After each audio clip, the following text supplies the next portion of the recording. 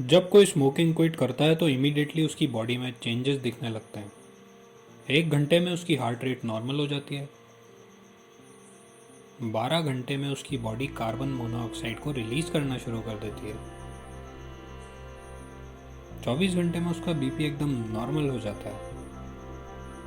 1 महीने में उसके लंग्स इम्प्योरिटीज को बाहर निकालने लगते हैं और 2 महीने में तो लंग्स बिल्कुल क्लियर हो जाते हैं, एकदम अपने बाहर के आसमानों की तरह। जी हाँ, जिस तरह हमारे आसमान बिल्कुल क्लियर, बिल्कुल नीले दिख रहे हैं आजकल, शायद ही हमने पहले ज़िंदगी में कभी इतने क्लियर आसमान देखे होंगे। ताज़ा हवा, साफ पानी, साफ नदियाँ, बिल्कुल साफ सुथरी सड़कें, और ऐसे बीच में कुछ मेहमान सड़कों पर घूमने लगे हैं। वो उन स्विमिंग पूल्स में स्विमिंग करने लगे हैं जहाँ हम कभी किया करते थे। ये सिचुएशन हमें क्या सिखाना चाहती है?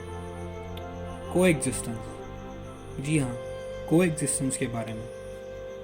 हम जिस दुनिया में रहते हैं, जिस प्रकृति में हम रहते हैं, वो सिर्फ हमारी नहीं है। हमारे साथ और जीव जंतु भी इस दुनिया में रहते हैं, लेकिन हमने इस दुनिया को इस तरह से देखना शुरू कर दिया है कि ये सिर्फ हमारी ही जागीर है। कोरोना वायरस के चलते काफ़ी लोग बहुत परेशान हैं और घरों में कैद हैं। बिल्कुल वैसा लग रहा है जैसा कि हम लाचार हैं और मजबूर हैं, पर इसका हमारे प्रकृति को कितना फ़ायदा हुआ है, इस बात का अंदाज़ा भी नहीं है। इन सभी बातों का असर दुनिया भर में दिख रहा है। एयर क्वालिटी इंडेक्स इम्प्रूव हो रहा है, नदियों के पानी साफ हो रहे हैं, और समुद्र में रहने वाले जीव अब ऊपर आ रहे हैं। जंगलों में रहने वाले जानवर अब सड़कों पर आ रहे हैं। इटली में, जहां कोरोना वायरस से सबसे ज़्यादा जनहानि हुई है, वहां वेनिस के अंदर जिन कैनल्स में लोग अपनी कश्तियां चलाया करते थे, वो कैनल्स इतनी क्लियर हो गई हैं, जो सड़कें ट्रैफिक से भरी रहती थी वो आज खाली हैं। जो भीड़ भाड़ वाली जगह होती थी वो आज बिल्कुल खाली है। क्यों? चाइना, जहां कोरोना वायरस की शुरुआत हुई थी और एयर पॉल्यूशन के मामले में जो देश अव्वल नंबर पे आया करता था, उसका एयर क्वालिटी इंडेक्स इतना इम्प्रूव हुआ है। जनवरी के एयर क्वालिटी इंडेक्स में और फरवरी के एयर क्वालिटी इंडेक्स में ज़मीन आसमान का फ़र्क है।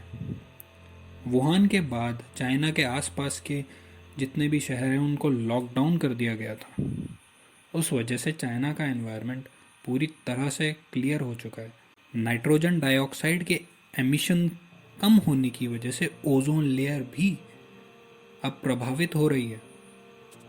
दुनिया भर के सभी साइंटिस्ट एयर क्वालिटी इंडेक्स के बारे में बात कर रहे हैं, और वो पॉल्यूशन दिन ब दिन गिरता जा रहा है उसके बारे में बात कर रहे हैं। हमारी ये गलत फहमी कि हम फास्ट फूड के बिना नहीं जी सकते थे, ये भी दूर हो गई है। पर क्या एनवायरनमेंट को मिलने वाले ये बेनिफिट्स ज़्यादा समय तक टिक पाएंगे? चाइना ने इसी हफ्ते अपनी फैक्ट्रीज को फिर से ओपन कर दिया है।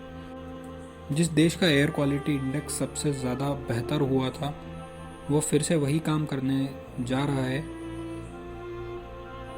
वह फिर से वही गलती करने जा रहा है जो आज तक करता आया था। तो क्या हम नेचर द्वारा बनाए गए इस बैलेंस को फिर से बिगाड़ देंगे?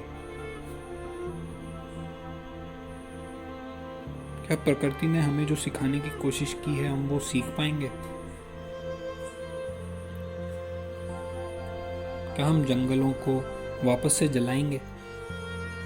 जिस तरह से हमारी प्रकृति ने हमें सज़ा देकर खुद को 2 महीने में फिर से ठीक कर लिया है, क्या हम 2 हफ्ते में वापस से उस प्रकृति के नियमों को तोड़कर फिर से उसे खराब कर देंगे? क्या हम उन नदियों को फिर से गंदा कर देंगे? क्या हम नीले और साफ दिखने वाले आसमान को फिर से काला बना देंगे? पानी में रहने वाले जानवर जो समुद्र की गहराइयों में पानी में रहने वाले जानवर जो समुद्र की गहराइयों में जाने को मजबूर हो गए थे, वो आज सतह पर आ रहे हैं, वो आज किनारों पर आ रहे हैं।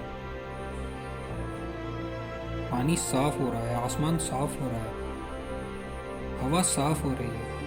रात को हम आसमानों में देखते हैं तो टिमटिमाते तारे इस तरह दिखते हैं जैसे कि हम कहानियों में सुना करते थे। क्या ये ज़्यादा समय तक टिक पाएगा? क्या जो शुद्ध हवा हम क्लेम कर रहे हैं वो ज़्यादा समय तक टिक पाएगी? क्या हमारी प्रकृति के द्वारा खुद किया गया बदलाव ज़्यादा समय तक टिक पाएगा? हमें इसके बारे में सोचना चाहिए। ये हमारी जिम्मेदारी है। अगर आपको हमारा एक छोटा सा मैसेज अच्छा लगा तो इसे ज़रूर शेयर कीजिए। प्लीज़ इस वीडियो को लाइक कीजिए, चैनल को सब्सक्राइब कीजिए और हमारी इस वीडियो को ज़रूर शेयर कीजिए। And finally, thanks for watching.